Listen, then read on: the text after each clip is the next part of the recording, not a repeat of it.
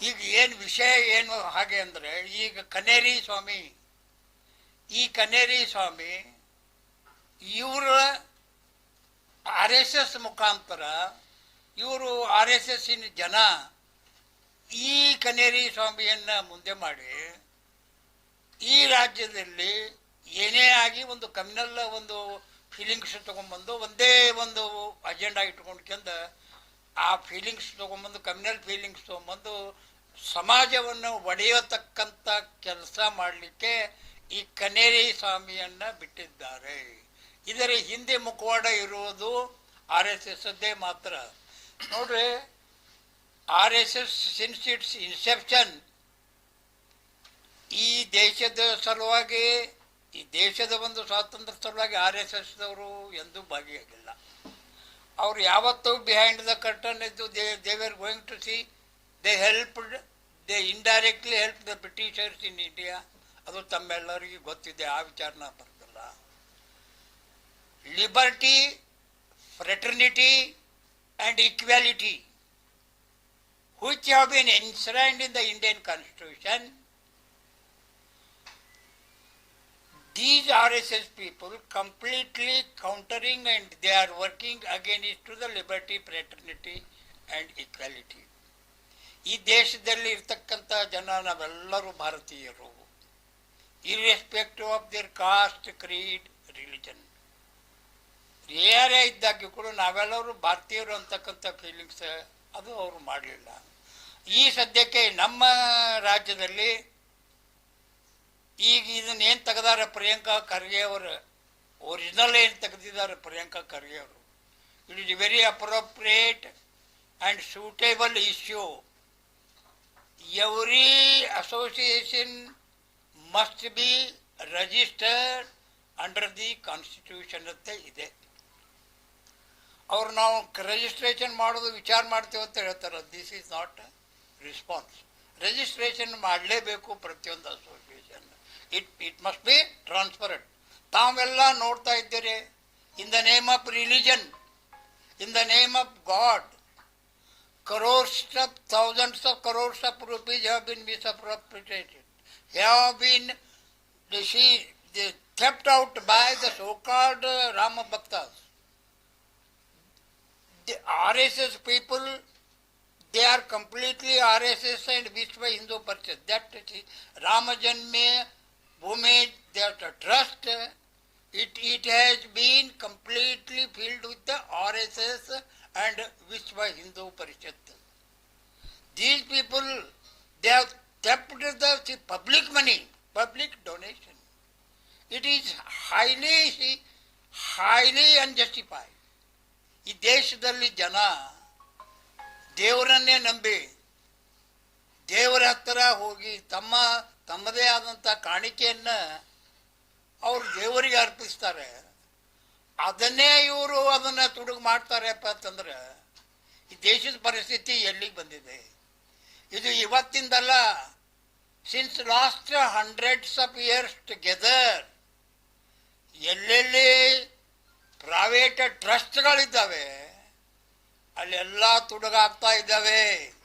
I am telling this thing with completely authenticated evidence. I am going to tell. ಪ್ರತಿಯೊಂದು ಧರ್ಮ, ಪ್ರತಿಯೊಂದು private ಟ್ರಸ್ಟ್ಗಳೇನಿದ್ದಾವೆ ಅಲ್ಲಿ ಎಲ್ಲ ಏನು ಮ್ಯಾನೇಜ್ಮೆಂಟ್ನವ್ರು ಇದ್ದಾರೆ, almost all they have been filled with Vishwa Hindu Parishad and R S S background. R S S ಮತ್ತು ವಿಶ್ವ ಹಿಂದೂ ಪರಿಷತ್ background ಇದ್ದವರೇ ಆ ಟ್ರಸ್ಟನ್ನು ನೋಡ್ತಾ ಇದ್ದಾರೆ.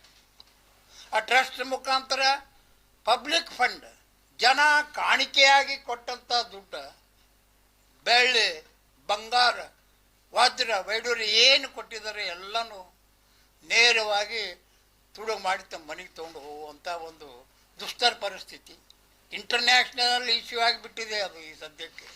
ಇದು ಇವತ್ತಿಂದಲ್ಲ, ನಿನ್ನಿದಲ್ಲ, ಕಳೆದ 100 ವರ್ಷಗಳಿಂದ this system is going without any fear or favour. ಯಾರ ಅಂಜಿಕೆನೂ ಯಾರಿರಲಿಲ್ಲ. ಅವ್ರದ್ದೇ ಟ್ರಸ್ಟ್, ಅವ್ರದ್ದೇ ದುಡ್ಡು, ಜನರ ದುಡ್ಡು ಎತ್ತಿ ಹಾಕ್ತಕ್ಕಂಥ ಕೆಲಸ ದೇಶದಲ್ಲಿ ಆಗ್ತದೆ.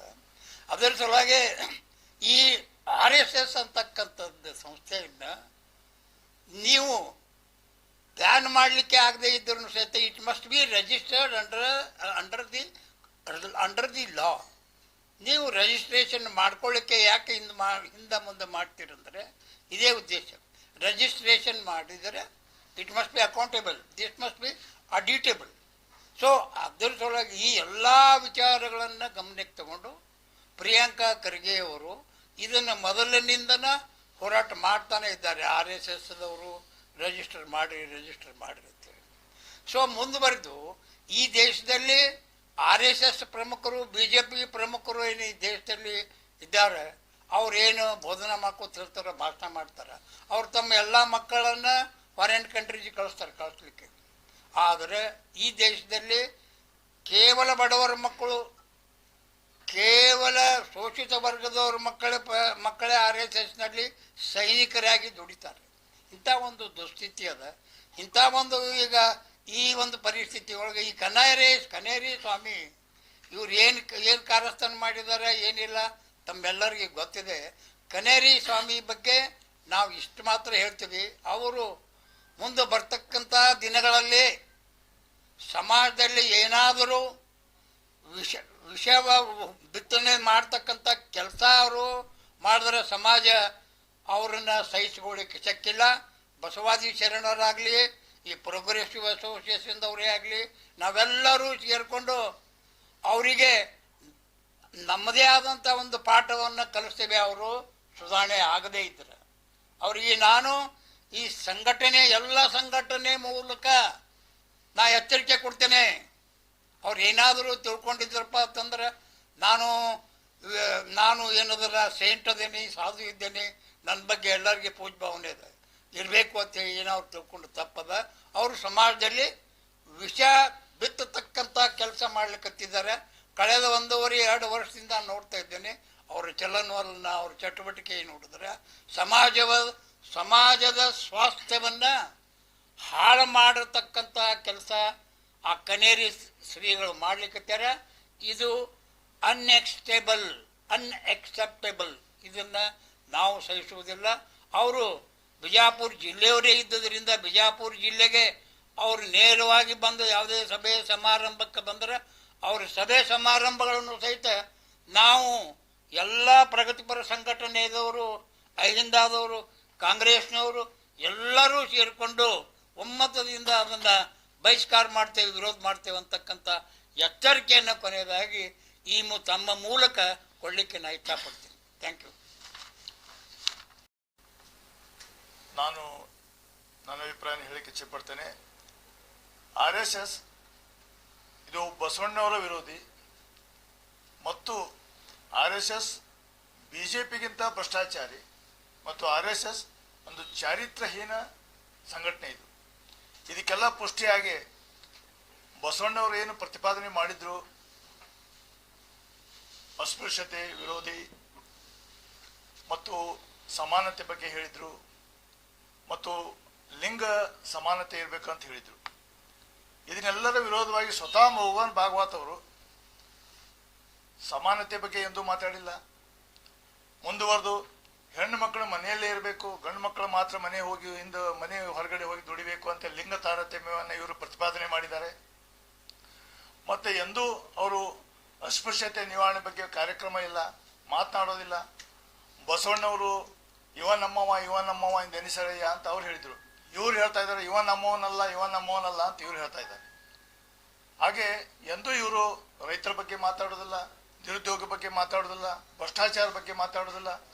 ಇವತ್ತು ಭಾರತದಲ್ಲಿ ಪ್ರಪ್ರಥಮವಾಗಿ ಜೈಲಿಗೆ ಹೋದ ಮುಖ್ಯಮಂತ್ರಿ BJPಯವರು ಯಡಿಯೂರಪ್ಪ. ಅದ್ರ ಬಗ್ಗೆ ಎಂದೂ ಭ್ರಷ್ಟಾಚಾರ ವಿರೋಧಿ ಮಾತಾಡಿಲ್ಲ. ಇವತ್ತು ರೆಡ್ಡಿ ಈ ನಾಡನ್ನೇ ಲೂಟಿ ಹೊಡೆದಿದ್ದ ಆ ರೆಡ್ಡಿ ಇವತ್ತು BJP ಸೇರಿದ್ದಾರೆ. ಅದರ ಬಗ್ಗೆ RSS ಮೋಹನ್ ಭಾಗವತ್ ಮಾತಾಡೋದಿಲ್ಲ. ಕೇವಲ ಇವರು ನಮ್ಮ ಹಿಂದುಳಿದ ವರ್ಗದ ಯುವಕರನ್ನ, ನಮ್ಮ ಅಹಿಂದ ವರ್ಗದ ಯುವಕರನ್ನ, ದಲಿತರನ್ನ ಇವರು ಒಂದು ಜಾತಿ ನಡುವೆ ವೈಷಮ್ಯವನ್ನು ಹುಟ್ಟಿಸಿ ಅವರನ್ನ ಬಲಿಪಶುಗಳಾಗಿ ಮಾಡ್ತಾ ಇದ್ದಾರೆ. ನಾವು ಬಲಿಪಶು ಆಗ್ತಾ ಇದ್ದೇವೆ. ಅದರ ಅಧಿಕಾರದ ಲಾಭ ಮೇಲ್ವರ್ಗದವ್ರು ಪಡಿತಾ ಇದ್ದಾರೆ. RSS ಈ ಬಗ್ಗೆ ವಿಚಾರ ಮಾಡಬೇಕು. ಈಗಾಗಲೇ ಹಿರಿಯರು ಹೇಳಿದಾಗೆ ಎಲ್ಲ ಅವ್ರ ಮನೆಯಲ್ಲಿ ಕುಟುಂಬದಲ್ಲಿ ಸಾಕಷ್ಟು ಉನ್ನತ ಶಿಕ್ಷಣವನ್ನು ಪಡಿತಾ ಇದ್ದಾರೆ. ಆಮೇಲೆ ಅಯೋಧ್ಯ ಇದರಲ್ಲಿ ಏನು ಲೂಟಿ ಹಗರಣದಲ್ಲಿ ಸ್ವತಃ ಕರ್ನಾಟಕದ ಮೂಲದವರೇ ಅಲ್ಲಿದ್ದಾರೆ, ಕರ್ನಾಟಕ ಮೂಲದವರೇ ಇದ್ದಾರೆ ಅಲ್ಲಿ, ಅದರಲ್ಲಿ ಸಿಕ್ಕಾಕೊಂಡವ್ರು. ಅವರು ಬಿಜಾಪುರದಲ್ಲಿ ಕೂಡ ಕೆಲಸ ಮಾಡಿದ್ರು. ಅವರು ಗೋಪಾಲ್ ರಾವ್ ಬಿಜಾಪುರದಲ್ಲಿ ಕೆಲಸ ಮಾಡಿ ಹೋದವರು ಅವರು. ಇಲ್ಲಿ ಕರ್ನಾಟಕ, ಇಲ್ಲಿ ಶಿರ್ಸಿ ಮೂಲದವರು. RSS ಭ್ರಷ್ಟಾಚಾರ ಮೂಲ ಕರ್ನಾಟಕದಲ್ಲಿ ಇದೆ. ಯಡಿಯೂರಪ್ಪ ಜೈಲಿಗೆ ಹೋಗಿದ್ದಾರೆ. ಹೀಗಾಗಿ ಇವರು ಚಾರಿತ್ರ್ಯ ಬಗ್ಗೆ ಹೇಳ್ತಾರೆ. ಏನ್ ಚಾರಿತ್ರ್ಯ ಇವರು? ಆಮೇಲೆ ಬೇರೆದವ್ರಿಗೆಲ್ಲ ಹಿಂದುತ್ವ ಹೇಳ್ತಾರೆ. ಸ್ವತಃ ಮೋಹನ್ ಭಾಗವತ್ ಅವರ ಕುಟುಂಬದ ಕುಡಿ ಉರ್ಮಿಳಾ ಮಾತೋಂಡ್ಕರ್ ಮುಸ್ಲಿಮರನ್ನ ಮದುವೆ ಆಗಿದ್ದಾರೆ. ಏನ್ ಹಿಂದುತ್ವದ ಪಾಠ ಹೇಳ್ತಾರೆ ಇವರು? ಆ ಮುಸ್ಲಿಮರ ಇವನ್ ಹೆಸರು ಮೊಹಸಿನ್ ಅಖ್ತರ್ ಮೀರ್. ಉರ್ಮಿಳಾ ಮಾತೋಂಡ್ಕರ್ ಇವರ ಕುಟುಂಬದ ಹುಡುಗಿ. ಮಂದಿ ಹೇಳ್ತಾರೆ ಹಿಂದುತ್ವ. ಇವರು ಒಬ್ಬರೇ ಅಲ್ಲ, ಹೀಗೆ ಸಾಕಷ್ಟು ಅಶೋಕ್ ಸಿಂಘಾಲ್ ಅವರ ಮನೆತನದ ಹುಡುಗಿ ಮುಸ್ಲಿಮರ ಮದುವೆ ಆಗಿದ್ದಾಳೆ. ಅದ್ವಾನಿ ಅವರ ಮಗಳು ಮುಸ್ಲಿಮರ ಮದುವೆ ಆಗಿದ್ದಾಳೆ. ಮುರಳಿ ಮನೋಹರ್ ಜೋಶಿ ಅವರ ಮಗಳು ಮುಸ್ಲಿಮರ ಮದುವೆ ಆಗಿದ್ದಾಳೆ. ಇದನ್ನೆಲ್ಲ ಮುಚ್ಚಿಟ್ಟು ನೀವು ಬೇರೆದವ್ರಿಗೆ ಮಾತ್ರ ಹಿಂದುತ್ವ, ನಿಮಗಿಲ್ಲ. ನಿಮಗೆ ಹಿಂದುತ್ವ ಇದು RSS ಹಿಂದುತ್ವ, ಢೋಂಗಿ ಹಿಂದುತ್ವ. ನಿಮಗೆ ಎಲ್ಲ ಹಿಂದೂಗಳ ಬೆಂಬಲ ಇಲ್ಲ.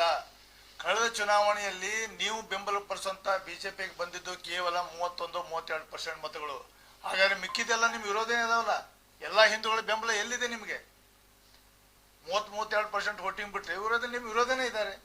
ಆಮೇಲೆ ಎಲ್ಲ ಹಿಂದೂಗಳ ಬಗ್ಗೆ ಮಾತಾಡುವಂತ ಪವರ್ ಪಟನೆ ನಿಮ್ಗೆ ಕೊಟ್ಟವ್ರು ಯಾರು? ನಾವು ಹಿಂದೂಗಳು ಎಲ್ಲ ಕುಂತವ್ರು ಎಲ್ಲ ಹಿಂದೂಗಳೇ ಇದೀವಿ. ನಮ್ಮ ಮೇಲೆ ಭಾಷೆ ಮಾಡಕ್ ನೀವು ಯಾರು? ನಮ್ಮ ಪರವಾಗಿ ಮಾತಾಡೋರು ನೀವು ಯಾರು? ಅದಕ್ಕಾಗಿ ನೀವು ಡೋಂಗಿ ಹಿಂದುತ್ವ ಬಿಡಿ. ಇದು ಬಸವಣ್ಣವ್ರ ನಾಡು.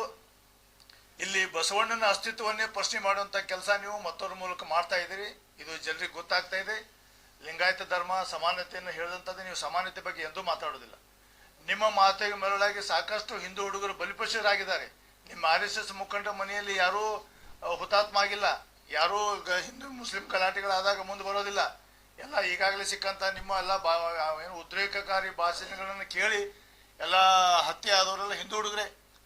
ನಿಮ್ಮ ಗೋರಕ್ಷೆ ಅಂತೇಳಿ ಉಗ್ರವಾದ ಭಾಷಣ ಕೇಳಿ ತಡೀಲಿಕ್ಕೆ ಹೋದಂತ ಶಿವ್ ಉಪ್ಪಾರ್ ಒಬ್ಬ ಹಿಂದೂ ಹುಡುಗ. ಶಿವಮೊಗ್ಗದಲ್ಲಿ ಹರ್ಷ ಕೊಲೆ ಆಯ್ತು, ಒಬ್ಬ ಹಿಂದೂ ಹುಡುಗ. ಬಡವ್ರ ಮಕ್ಕಳವರೆಲ್ಲ ಹರ್ಷ ಅಂತಂದೆ ರಸ್ತೆ ಪಕ್ಕದಲ್ಲಿ ಹೋಟೆಲ್ ಇಟ್ಕೊಂಡು ಉಪಜೀವನ ಮಾಡ್ತಾರೆ. ಶಿವ್ ಉಪ್ಪಾರ್ ಒಂದು ಸಣ್ಣ ಬಡತನ ಹುಡುಗ. ಹಿಂಗೆಲ್ಲ ಬಡವರನ್ನ ಬಲಿ ತೆಗೆದುಕೊತ್ತಂತ ಯಾವ್ದಾದ್ರು ಸಂಘಟನೆ ಈ ದೇಶದಲ್ಲಿ ಇದ್ರೆ ಅದು RSS. ಅದಕ್ಕಾಗಿ ಇದು ನಿಮ್ಮ ಯಾವುದೇ ಹಿಂದುತ್ವ ನಡೆಯೋದಿಲ್ಲ. ಕರ್ನಾಟಕದಲ್ಲಿ ವಿಶೇಷವಾಗಿ ಇದು ಬಸವಣ್ಣ ನೋಡಿ ಇಲ್ಲಿ ಜಾಗೃತವಾದಂತ ಜನ ಇದೆ. ಅದಕ್ಕೆ ನೀವು ಮೋಹನ್ ಭಾಗವತ್ ಅವರು ಮೊದಲಿಂದ ನೀವು ಎಲ್ಲಾ ಕಡೆ ಪ್ರಚಾರ ಮಾಡಿ ಬಂದು ಬಸವಣ್ಣವ್ರ ನಾಡಿನಲ್ಲಿ ಬಂದು ನಾ ಇಲ್ಲಿಂದ ಸಿದ್ಧಾಂತ ಪ್ರೇರಣೆ ಆಗ್ತೀನಿ ಅಂತ ಹೇಳ್ತಿದ್ರಿ ಮೊದಲು. ಈಗೇನ್ ಮಾಡ್ತಾ ಇದ್ರಿ? ಬಸವಣ್ಣವ್ರ ಸಿದ್ಧಾಂತವನ್ನೇ ಕೊಲೆ ಮಾಡ್ಲಿಕ್ಕೆ ಹೋಗ್ತಾ ಇದ್ರಿ. ಇದು ಅಕ್ಷಮ್ಯ ಅಪರಾಧ, ತಪ್ಪು ಅಂತ ನನ್ನ ಅಭಿಪ್ರಾಯ ವ್ಯಕ್ತಪಡಿಸ್ತೇನೆ. ಮುಚ್ಚಿ ಹಾಕ್ಬೇಕಂತ ಹೇಳಿ ಸತತ ಪ್ರಯತ್ನವನ್ನ ಮಾಡ್ತಾ ಇದೆ. ನಾನು ಹಿಂದಿನ ಸಂದರ್ಭದಲ್ಲಿ ಹೇಳೇನಿ, ಒಂದು ಟೂಲ್ ಕಿಟ್ ಮಾಡಿ ಅದು ಮಾಡ್ತಾ ಇದೆ ಅಂತಕ್ಕಂಥದ್ದು ಬೇರೆ ಬೇರೆ ರೂಪದಲ್ಲಿ. ಇವತ್ತು ಚಲನಚಿತ್ರ ಬಂತು, ಒಂದು ಶರಣರ ಶಕ್ತಿ ಅಂತ ಹೇಳಿ, ಒಂದು ವಚನ ದರ್ಶನ ಪುಸ್ತಕ ಅಂತ ಬಂತು. ಆಮೇಲೆ ಕೆಲವೊಬ್ರು ಆರ್ಟಿಕಲ್ ಬರೀತಾರೆ ಡೈಲಿ, ಅಲ್ಲೆಲ್ಲೋ ಲಂಡನ್ದಾಗ ಕೂತು ಎಲ್ಲ ಹಂಜು ಮತ್ತೆ ಎಲ್ಲ ಬೇರೆ ಬೇರೆ ಇದ್ದಾರೆ ಮಾರ್ಜಿ ಅಂತ ಹೇಳಿ. ಮತ್ತೆ ಇವರು ಈ ಒಬ್ಬ ಕನ್ನೇರಿ ಬಾಪುಗೌಡ ಇವನು ಬಸವಾದಿ ಶರಣರ ಒಂದು ದಯದಿಂದ ಇವತ್ತು ಸ್ವಾಮಿಯಾಗಿದ್ದಾನೆ. ಇವತ್ತು ಇವನಿಗೆ ಇದು ಯಾವುದೇ ಇವನು ಹೇಳ್ತಕ್ಕಂಥ ಸನಾತನ ಧರ್ಮದ ಒಂದು ಯಾವುದೇ ಒಂದು ಮಠಕ್ಕೆ ಹೋಗಿ ಸ್ವಾಮಿ ಆಗ್ಲಿ ನಾನು ನೋಡ್ತೀನಿ, ಸಾಧ್ಯನೇ ಇಲ್ಲ. ಇವ್ ಬಸವಣ್ಣನ ದಯೆಯಿಂದ, ಬಸವಣ್ಣನ ತತ್ವದಿಂದ, ಬಸವಣ್ಣನ ಮಠಕ್ಕೆ ಇವನೊಬ್ಬ ಸ್ವಾಮಿ ಆಗಿದ್ದಾನೆ. ನಿನ್ನೆ ಹೇಳ್ತಾನೆ, ಏನೋ ದೊಡ್ಡವ್ರಿಗೆ ಬೈದ್ರೆ, ಅವನೇ ಹೇಳಿದ ಮಾತು, ದೊಡ್ಡವ್ರಿಗೆ ಬೈದ್ರೆ ದೊಡ್ಡವ್ರು ಆಗ್ತಾರಂತ. ಅದನ್ನ ತಾನೇ ಮಾಡ್ತಾ ಇದ್ದಾನೆ. ಇವತ್ತು ಬಸವಣ್ಣವ್ರನ್ನ, ಬಸವಾದಿ ಶರಣರನ್ನ ಅವರಿಗೆ ಅವಮಾನ ಮಾಡ್ತಕ್ಕಂಥದ್ದು, ಅವರ ವಚನಗಳನ್ನು ತೀರ್ಚತಕ್ಕಂಥದ್ದು, ಅರ್ಧಂಬರ್ಧ ಹೇಳಿ ಜನರನ್ನ ದಾರಿ ತಪ್ಪಿಸ್ತಕ್ಕಂಥ ಕೆಲಸ ಅವನು ಮಾಡ್ತಾ ಇದ್ದಾನೆ. ಹಂಗೆ ಹೇಳಿ ದೊಡ್ಡ ಆಗ್ಬೇಕಂತ ಅವನೇ ಪ್ರಯತ್ನ ಮಾಡ್ತಾ ಇದ್ದಾನೆ. ಈಗ ಬಸವಣ್ಣನ ಒಂದು ಮಠದಿಂದ ಅನ್ನ ತಿಂತಾ ಇದ್ದಾನೆ ಅವನು, ಅನ್ನ ತಿಂದು ಇದೆಲ್ಲ ಮಾಡ್ತಾ ಇದ್ದಾನೆ. ಅದಕ್ಕೆ ಮೊನ್ನೆ ಎಲ್ಲೋ ನಾವು ಸೋಷಿಯಲ್ ಮೀಡಿಯಾದಾಗ ನೋಡಿದೆ, ವಾಜಪೇಯಿ ಅವ್ರು ಹೇಳಿದ್ರಂತೆ, ಇದು ನಮ್ಮ ನಾಯಿ ನಮಗ ಬಗಳಕತ್ತದ ಅಂದ್ರೆ ಬಾಜುಕಿನ ಮನೆಯವ್ರು ಏನಾರ ಸ್ಪೆಷಲ್ ಏನಾರ ಹಾಕಿರ್ಬೇಕು ಅಂತ ಹೇಳ್ಕೊಂಡ ನಾನು ನೋಡಿದೆ, ಬಹಳಷ್ಟು ಇತ್ತು. ಹಾಗಾಗಿ ಈ ರೀತಿ ನಮ್ಮ ಬಸವಣ್ಣವರ ಅನ್ನ ತಿಂದು ಬಸವಣ್ಣವ್ರ ವಿರುದ್ಧ ಮಾತನಾಡ್ತಕ್ಕಂಥದ್ದನ್ನ ನಾವು ಖಡಾಖಂಡಿತವಾಗಿ ಖಂಡಿಸ್ತೇವೆ. ಅವನು ಏನಾದರೂ ಸ್ವಲ್ಪನಾದರೂ ಅವನಲ್ಲಿ ಬಸವಣ್ಣ ತತ್ವ ಒಂದ್ ಸ್ವಲ್ಪನಾದರೂ ತಲೆಗೆ ಹೋಗಿದ್ರೆ ಈಗಲೇ ಕೂಡಲೇ ಅವನು ಈ ಒಂದು ಕೆಟ್ಟ ಕೆಲಸವನ್ನ, ಇವತ್ತೇನಂದ್ರೆ RSSನವರು use and throw tissue paper ಮಾಡಿ ಒಗಿತಾರೆ ಇವನ್ನ. ಹಿಂದೊಮ್ಮೆ ಶಿವಾನಂದ ಸ್ವಾಮಿ ಅಂತೇಳಿ ಗದಗದಿಂದ ಅವನ ಅದು ವಚನ ದರ್ಶನ ಪುಸ್ತಕದಾಗ ಈ BL ಸಂತೋಷ್ ಅವರು ಎಲ್ಲಾ ಕಡೆ ಅಡ್ಡಾಡಿ ಬಿಡುಗಡೆ ಮಾಡಿ ಏನೇನೋ ಮಾಡಿದ್ರು, ಅವನ ಕಡೆಯಿಂದ ಕೆಲಸ ಆಗ್ಲಿಲ್ಲ, ಅವನ ಕಿತ್ತು ಹೋದ್ರು. ಅದೇ ರೀತಿ ಕನ್ನೇರಿ ಸ್ವಾಮಿ, ಕನ್ನೇರಿ ಬಾಪುಗೌಡ ಇವನ್ನ ಬಳಸ್ಕೊಂಡು ಇವ್ರೇನ್ ಮಾಡ್ತಾ ಇದ್ದಾರೆ, ನಮ್ಮ ಬಸವಣ್ಣವ್ರಿಗೆ ಒಂದು ತತ್ವಕ್ಕೆ ಅಪಚಾರ ಮಾಡೋದು. ಮುಂದೊಂದ್ ದಿನ ಏನಂದ್ರೆ ಈಗ ಅದನ್ನು ಪ್ರಾರಂಭ ಆಗಿದೆ. ಬಸವಣ್ಣವರೇ ಇರ್ಲಿಲ್ಲ. ಮೊನ್ನೆ ಒಬ್ಬ ಇಲ್ಲಿ ಬಿಜಾಪುರದ ಒಬ್ಬ ಶಾಣೆ ಹೇಳಕತ್ತಿದ್ದ, ಬಸವಣ್ಣವರು ವಚನಗಳು ಬರ್ದಿಲ್ಲ, ಬಸವಾದಿ ಶರಣರು ವಚನ ಹಂಗ್ ಬರ್ದ್ರು ಅಂತ. ಅರೆ ಮಿಸ್ಟರ್, ನಿಮ್ಮ ರಾಜ್ಯಾಧ್ಯಕ್ಷ ಹಾಗೂ ಮಾಜಿ ಮುಖ್ಯಮಂತ್ರಿಗಳ ಮೊನ್ನೆ ಒಂದು ಶರಣ ಸಾಹಿತ್ಯ ಪರಿಷತ್ನಾಗೆ ಹೇಳ್ಯಾರ, ಹೋಗಿ ಕೇಳ್ಕೊಂಬ. ಎಷ್ಟು ವಚನಗಳನ್ನ ಯಾರು ನಾಶ ಮಾಡಬಾರ್ದು, ಮಾಡ್ಲಿಕ್ಕೆ ಬಿಡಂಗಿಲ್ಲ ಅಂತ ಹೇಳ್ಕೊಂಡ. ಹಂಗಾಗಿ ಈ RSS ಪ್ರಭಾವಿತರು ಏನಾಗಿದ್ದಾರೆ, ಇವರೆಲ್ಲ RSS ಏನ್ ಮಾಡ್ತಾ ಇದೆ ಅಂದ್ರೆ, ಈ ನಮ್ಮ ಬಟ್ಟನ್ನೇ ನಮ್ಮ ಕಣ್ಣಾಗ ಸುಸ್ತಾರವ್ರು, ನಮ್ಮ ಲಿಂಗಾಯತರನ್ನೇ, ನಮ್ಮ ಒಂದು ಹಿಂದುಳಿದ ವರ್ಗದವರನ್ನೇ ಬಳಸ್ಕೊಂಡು ನಮ್ಮ ಒಂದು ಸಂಸ್ಕೃತಿಯನ್ನ ಹಾಳು ಮಾಡ್ತಕ್ಕಂಥ ಕೆಲಸವನ್ನ ಮಾಡ್ತಾ ಇದ್ದಾರೆ. ಈ ಎಲ್ಲ ಪುಣ್ಯಾತ್ಮರು, BJP ನಾಯಕರು ಆಗ್ಲಿ, ಯಾರೇ ನಮ್ಮ ಜನರಾಗ್ಲಿ, ಅವ್ರು ಎಲ್ಲಿಂದ ಬಂದ್ರು, ಅವ್ರ ಮೂಲ ಏನು, ಅವ್ರ ಬಸವಣ್ಣ ಅಂದ್ರೆ ಏನು ಮೊದಲು ಅವ್ರು ತಿಳ್ಕೊಬೇಕು. ಅದನ್ನು ಮಾರ್ಕೋಬಾರ್ದು, ತಮ್ಮ ಆತ್ಮ ಸಾಕ್ಷಿಯನ್ನ ಮಾರ್ಕೋಬಾರ್ದು. ಹಂಗಾಗಿ ಕನ್ನೇರಿ ಸ್ವಾಮಿ ದೊಡ್ಡ ಹೇಳ್ತಾನ. ಈಗಾಗ್ಲೇ ಅವಂದು ನೋಡ್ರಿ ನೀವು, ಅವ ಈಗ ವಯಸ್ಸು ಒಂದು 70 ಆಗಿರ್ಬೇಕನ್ಸ್ತದೆ. ಅವನ್ನ ಇದಕ್ಕೊಂದು ಮರಿ ಮಾಡಿದ್ದವ. ಅವ ಎಲ್ಲಿ ಹೋದ ಯಾರಿಗೂ ಗೊತ್ತಿಲ್ಲ, ಹೆಂಗದ ಏನಂತ. ಆಮೇಲೆ ಇವತ್ತು ಗೌರವಯುತವಾಗಿ ಒಬ್ಬನ ನೆಕ್ಸ್ಟ್ ಮರಿ ಮಾಡ್ಬೇಕಿಲ್ಲ, ಮಠಕ್ಕೆ ಮಾಡ್ಬೇಕಿಲ್ಲ, ಅದು ಮಾಡ್ತಾ ಇಲ್ಲ. ಮತ್ತ ಇವನ ಕನ್ನೇರಿ ಸ್ವಾಮಿ ಮಠದ ಲೆಕ್ಕ ಪತ್ರಗಳು ಕೂಡ ಎಲ್ಲ ಗದ್ದಲ ಅದಾವ. ಇವತ್ತು ರೈತರ ಬಗ್ಗೆ ಏನೇನೋ ದೊಡ್ಡ ಕೆಲಸ ಮಾಡಿದ ಅಂತೇಳಿ ಭಾಷಣ ಬಿಡ್ಕೋತ ಅಡ್ಡಾಡ್ತಾರ ಅವನ ಬಗ್ಗೆ. ಅಲ್ಲಿ ಏನೋ ಗದ್ದಲ ಆಗೈತಿ, ಅವನ ಗದ್ದಲೆಲ್ಲ ಇವ್ RSS ಅವ್ರ ಕೈಯಾಗ ಸಿಕ್ಕೈತಿ. ಸಿಕ್ಕಾಗಿ ಹಿಂಗಾಗಿ ಅವ್ರು ಹೇಳ್ದಂಗೆ ಕೇಳ್ಕೊತ ಅಡ್ಡಾಡಕತ್ತಾನ. ಅದಕ್ಕೆ ನಾವು ಹೇಳೋದು ಇಟ್ಟೆ, ಬಸವಣ್ಣನ ಸುದ್ದಿಗೆ ಬಂದ್ರ ನೀ ನಿನ್ನ ಭಾಷೆ ಏನೈತಲ್ಲ, ನೀ ಹೊಲಸು ಭಾಷೆ ಬೈದಿಯಲ್ಲ ಬಸವಣ್ಣವ್ರಿಗೆ. ನಾ ಇನ್ನೊಂದು ಮಾತು ಹೇಳ ಬರ್ತೀನಿ. ಬಸವಣ್ಣವರು ಬಸವಾದಿ ಶರಣ ತತ್ವ ಪ್ರಚಾರ ಮಾಡೋರು, ಬಸವಣ್ಣವ್ರ ತತ್ವದಲ್ಲಿ ನಡೀತಕ್ಕಂತ ರಾಜಕಾರಣಿಗಳು, ಲೈಕ್ ನಮ್ಮ ಉಸ್ತುವಾರಿ ಸಚಿವರಂತವ್ರು ಆಕಾಶ ಇದ್ದಂಗ. ನೀನು ಹಿಂಗ್ ಮ್ಯಾಗ್ ಮಾಡಿ ಉಗುಳದಂದ್ರೆ ನಿನಗೆ ಸಿಡಿತದ್ದು. ಬಸವಣ್ಣವರು ಬಸವಾದಿ ಶರಣರು ಇವರೆಲ್ಲ ಅವ ದಾರಿಯಲ್ಲಿ ನಡೆಯೋರೆಲ್ಲ ಆಕಾಶ ಇದ್ದಂಗ. ಅವ್ರಿಗೆ ನೀವು ಉಗುಳಕ್ ಹೋದೆ ಅಂದ್ರೆ ನಿನ್ನ ಮೇಲೆ ಸಿಡಿತೈತಿ. ಅದಕ್ಕೆ ಎಚ್ಚರದಿಂದ ಇರೋ ಅಂತ ಹೇಳ್ತೀವಿ. ಇನ್ನು ಬಸವಾದಿ ಶರಣರ ತತ್ವದ ಬಗ್ಗೆ ನೀ ಬಂದೆ ಅಂದ್ರೆ, ನೀನು ಏನು ಹೇಳಿದಲ್ಲ, ನೀನು ಹೊಲಸಬಾಯಿ, ನಮ್ಮ ಹೊಲಸಬಾಯಿ ಅಟ್ ಬಳಸುದಿಲ್ಲ. ಆದ್ರೆ ಹಿಂಗೆ ಮಾತಾಡ್ಕೊತ ಹೋದೆ ಅಂದ್ರೆ ನಮ್ಮ ಕಾಲನು ಕೈಯಾಗ ಬರ್ತಾವ ಅಂತಕ್ಕಂಥ ಮಾತನ್ನು ಹೇಳಿಕ್ ಬಯಸ್ತೇನೆ. ಹೇಳಿಕ್ ಬಯಸ್ತಾ ಇದ್ದೇನೆ. ಇವನು ಬಿಜಾಪುರ ಜಿಲ್ಲೆಯಲ್ಲಿ ಮುಂಬರುವ ದಿನಮಾನಗಳಲ್ಲಿ ರಾಜಕೀಯ ಒಂದು ಏನು ವಾತಾವರಣ ಬಿಂಬಿಸ್ಲಿಕ್ಕೋಸ್ಕರವಾಗಿ ಇಲ್ಲಿದ್ದಂತ ಪ್ರಗತಿಪರ ರಾಜಕಾರಣಿಗಳ ವಿರುದ್ಧ ಒಂದು ಷಡ್ಯಂತ್ರ ಹೂಡುವ ನಿಟ್ಟಿನಲ್ಲಿ ಕೆಲಸ ಮಾಡ್ತಾ ಇದ್ದಾನೆ ಅಂತ ಗೊತ್ತಾಗ್ತಾ ಇದೆ. ಯಾಕಂದ್ರೆ ಮೊನ್ನೆ ನೋಡಿದಾಗ ಈ ಜಿಲ್ಲೆಯಲ್ಲಿ ಏನು ಕೆಲಸ ಮಾಡ್ಲಾರ್ದ ರಾಜಕಾರಣಿಗಳು ಏನದಾರಲ್ಲ, ಅವ್ರು ಯಾವ ಅಧಿಕಾರದಾಗೂ ಇಲ್ಲ, ಏನಿಲ್ಲ. ಅಂತವ್ರ ಜೊತೆ ಇವ್ ಕೂಡ್ಕೊಂಡು ಒಂದು ಷಡ್ಯಂತ್ರ ನಡೆಸಿದಾನ. ಇಲ್ಲಿ ಬಸವಾದಿ ಶರಣರಿಗೆ ಬೈತಾನ, ಇಲ್ಲಿ ಲಿಂಗಾಯತ ಸಮಾಜವನ್ನ ಒಂದು ಬೇರೆ ರೀತಿಯಲ್ಲಿ ಹೀಯಾಳಿಸ್ತಾನ. ಇದು ಎಲ್ಲ ನೋಡಿದ್ರೆ ರಾಜಕೀಯವಾಗಿ ಇಲ್ಲಿ ಬಿಜಾಪುರದಲ್ಲಿ ಒಂದು ಏನಾದ್ರು RSS ಒಂದು ಕೃಪಾ ಕಟಾಕ್ಷದಿಂದ ಇಲ್ಲಿ ಮಾಡ್ಬೇಕಂತ ಹೇಳ್ಕೊಂಡು ಅವನ ಆಸೆ ಇದ್ದಂಗೆ ಕಾಣ್ತದ. ಇದು ನಡೆಯೋದಿಲ್ಲ, ಇದಕ್ಕೆ ನಾವು ಅವಕಾಶ ಕೊಡೋದಿಲ್ಲ. ಯಾಕಂತಂದ್ರೆ ಇವತ್ತು ಹೇಳ್ತಾನೆ, ಒಂದು ಯೂಟ್ಯೂಬ್ದಾಗ ಬಿಟ್ಟು ನಮ್ಗ ಹೇಳ್ದ, ಅಂಬೇಡ್ಕರ್ ಅವರು ದೊಡ್ಡ ಇದು ಅಂತ ಹೇಳ್ಕೊಂಡು ಅವ್ರಿಗೆ ಹಾರ ಹಾಕಿ ಇದು ಮಾಡಿ ಹೇಳ್ದ. ಅಂಬೇಡ್ಕರ್ ಸಿದ್ಧಾಂತ ಗೊತ್ತೈತೆ ನಿನಗೆ? ಅಂಬೇಡ್ಕರ್ ಯಾವತ್ತೂ ಆದ್ರೂ RSS ಒಪ್ಕೊಂಡಿದ್ರ? ನೀ ಏನ್ ಮಾಡ್ತೀಯ? ಅಂಬೇಡ್ಕರ್ ಬಗ್ಗೆ ಒಂದ್ ಕಡೆ ಹೊಗಳ್ತಿ, ಅವ್ರ ಬಗ್ಗೆ ಅವ್ರಿಗೆ ಹಾರ ಹಾಕಿ ಬಂದೇನಿ, ಅವ್ರಿಗೆ ಹಾರ ಹಾಕಿ ಅಂದ ನಮಸ್ಕರಿಸ್ತೇನೆ, ಅವ್ರು ದೊಡ್ಡ ಇದು ಅಂತ ಹೇಳ್ತೀರಿ. ಮತ್ತೆ ಅವ್ರ ಸಿದ್ಧಾಂತ ಇವತ್ತು ಬಸವಣ್ಣವ್ರ ಸಿದ್ಧಾಂತ ಮ್ಯಾಗೆ ನೀನು ಸ್ವಾಮೀಜಿಯಾಗಿ ಅದನ್ನ ಬಿಟ್ಟು ಈಗ ಬೇರೆ ಒಂದು ಸಿದ್ಧಾಂತ ಹಿಡ್ಕೊಂಡ್ಕಂದ ನೀವು ಹೊಂಟಿದ್ದಿ.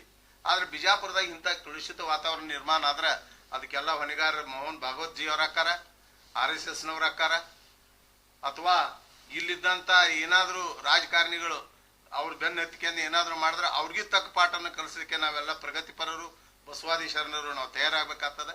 ಇಲ್ಲಿ ಎಲ್ಲ ಒಳ್ಳೆ ರೀತಿಯಿಂದ ಕೆಲವೊಂದು ಜನ ಬಸವಾದಿ ಶರಣರ ಒಂದು ಮುಖಾಂತರ ರಾಜಕಾರಣಿ ನಡೆಸ್ತಾ ಇದ್ದಾರೆ. ಏನೋ ಒಂದು ಅವ್ರವ್ರ ನಡುವೆ ಏನಾದ್ರು ಜಗಳ ಆದ್ರೆ ಒಮ್ಮೆ ಕೂಡಿಸ್ಲಿಕ್ಕೆ ನಮ್ಮ ಹಿಂದೆ ಸಿದ್ದೇಶ್ವರ ಸ್ವಾಮೀಜಿ ಅಂತವ್ರು ಇದ್ರು. ಅಂತ ಒಂದು ವಾತಾವರಣ ನಿರ್ಮಾಣ ಆದಂತ ಸ್ಥಳದಲ್ಲಿ ಇವನು ಬಂದು ಇವತ್ತು ಕಲುಷಿತ ವಾತಾವರಣ ನಿರ್ಮಾಣ ಮಾಡ್ತಾನಂದ್ರೆ ಇವನಿಗೆ ನಾವು ಬಿಡುದಿಲ್ಲ. ಈ ಹಿಂದೆ ಏನಾಗಿತ್ತು, ಇವಾಗ ಬಿಜಾಪುರ ಬ್ಯಾನ್ ಮಾಡಿದ್ರು, ಮತ್ತೆ ನಾವೆಲ್ಲರೂ ಕುಡ್ಕೊಂಡು ಬ್ಯಾನ್ ಮಾಡ್ಬೇಕಾಗ್ತದ. ಇದು ಒಂದು ಎಚ್ಚರಿಕೆ.